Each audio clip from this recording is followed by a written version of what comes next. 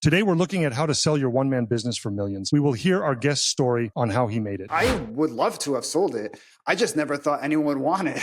Just kept Backlinko on autopilot for like 2 years. It was a lifestyle business. It was a one-man show with some contractors. How Brian Dean turned his seemingly unsellable lifestyle business into a multi-million-dollar acquisition by SEMrush. Learn the strategies, decisions, and insights that led to his success. This is Raw Startup. Backlinko started as a blog, basically, where I would blog what I was learning about SEO and digital marketing. And then it sort of evolved into an education company where we had several courses on search engine marketing, content marketing, public relations, and more. And that's essentially what it evolved to at the point where it was acquired. It was doing low 7 figures at the time of sale. From humble beginnings as a simple blog, Backlinko grew into a significant player in the SEO education space, attracting the attention of major companies. Just kept Backlinko on autopilot for like 2 years. And from that, revenue never really grew, but was pretty stable. I would love to have sold it. I just never thought anyone would want it.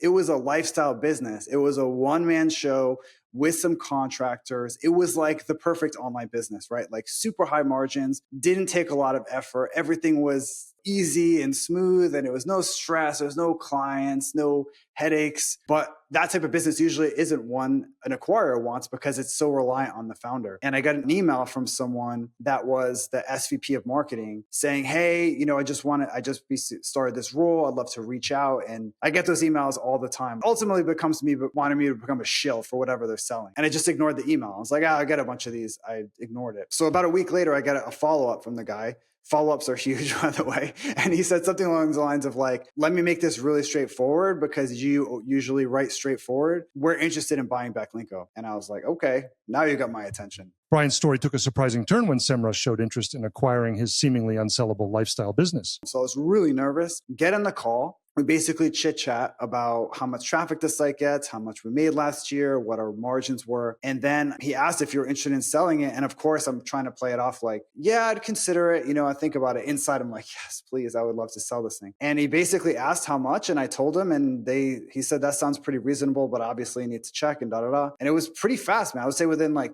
half an hour, we had an offer that was more or less in principle agreed upon. I just went with 5x because that was like the going rate during the ZERP era, at least 5x. And I figured with my business being sort of weird and not really growing, that takes some off the multiple. If you're growing like doubling year over year or, get these crazy growths quarter over quarter, you can, command a higher multiple. Brian's quick thinking and strategic approach to valuation played a crucial role in securing a favorable deal. I actually thought it would take about 2 weeks to close. Super naive, especially because things seem to I sort of extrapolated if it's going this fast in the beginning, then the whole thing would only take a week. Totally not the case at all. And we signed a letter of intent very quickly after that too, which has also got me into the thinking like, okay, we're close. Not realizing that the space between letter of intent and closing is a massive gap. You have due diligence, you have the agreement itself, which are the two most important parts of the whole deal. Without that stuff, it never happens. Actually, I flew out to Boston after I signed the letter of intent to meet with the team. And I thought that we're going to close the deal there and sign the deal. And turns out we weren't even close to that. It took about over 3 months between that phone call and actually having the deal close. Navigating the complexities of the acquisition process requires patience and persistence. The number one thing would be to find a great lawyer to help you through that has experience with acquisitions. That was huge for me. Like that was one of the things that helped guide me. Before the lawyer, that's when I thought it was going to close when I was there and all this nonsense. Once I had him on board, it added a lot of clarity and I knew whether to freak out about something, not freak out about something, whether something's concerning, things like that, where you feel like you have someone in your corner who's been through acquisitions before, and he just had gone through a pretty big one. So he knew how the whole thing worked, and he was sort of an oracle that I had access to throughout the process. Brian's advice emphasizes the importance of legal support and maintaining a clear, honest approach throughout the acquisition. It was pretty limited, though, because I had this excuse of this other startup that I was the CEO of also. So I was like, hey, I would love to, you buy the company and I come on board and just keep running it like I've been running it, but I can't. I had this other thing. So we sort of met in the middle with that, and we basically said,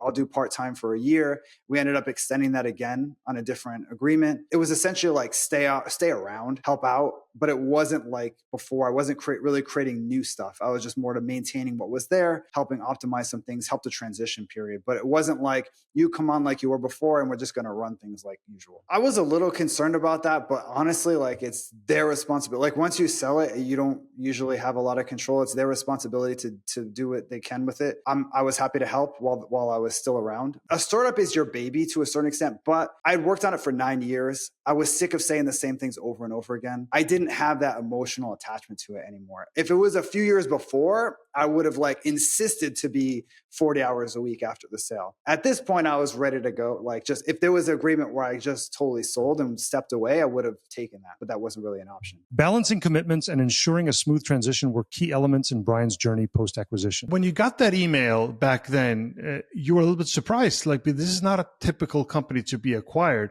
But now it's been a little bit of time. So why do you think they acquired you? Once they sort of explained it, I did understand why they wanted it. It was essentially buying a media brand. The business itself is like a rounding error. I mean, their ARR is now 300 million. I don't know what it was back then, but it's like absurd numbers. So my ARR was not going to make any dent.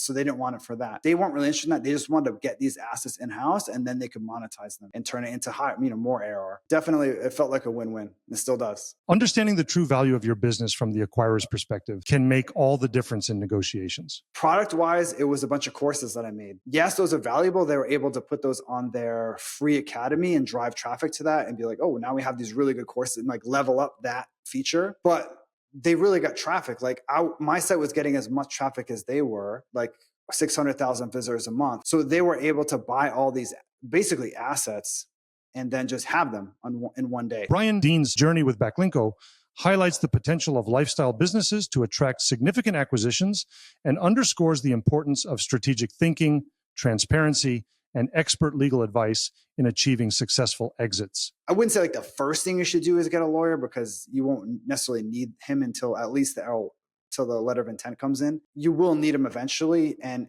he or she can really be helpful as like a shepherd through that process. At least it took a lot of stress off. I mean, I literally went from like super carefree during this due diligence process, super stressed, teeth grinding at night and all that stuff. Once the deal closed, it was like secured. And you're going to understand from their perspective, if you're selling as a small business, it's you, maybe a business partner that's involved in the process. Everyone else is probably shut out. For them, they have lawyers, strategic people.